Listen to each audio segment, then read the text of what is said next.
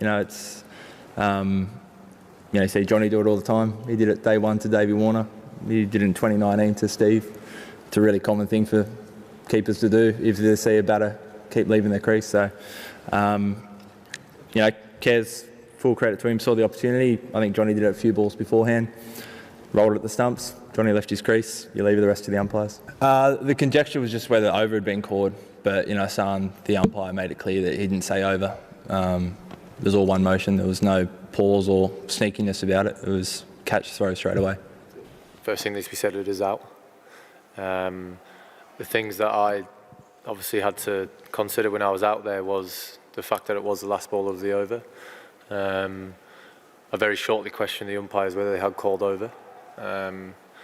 Both umpires were making the gesture towards walking to their opposite position of being umpires. And I think if I was a fielding captain at the time, I would have put a lot more pressure on the umpires to ask them what their decision was around the over, and then would have had to have a real think around the spirit of the game and would I want to potentially win a game with something like that happening, and it would be no. Jhonny Bairstow rolled the ball at David Warner stumps and he was batting presumably to try and dismiss him. Would you have withdrawn the appeal if it had been David Warner had been dismissed in that way, and will you ask Jhonny to stop doing that given that you thought what happened today was unfair? Was it the end of the over?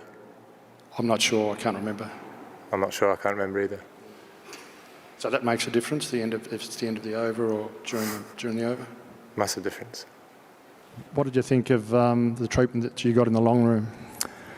I'd say the MCC came and apologised for their behaviour of some of the members. I think some of them might lose their membership over the way they behaved.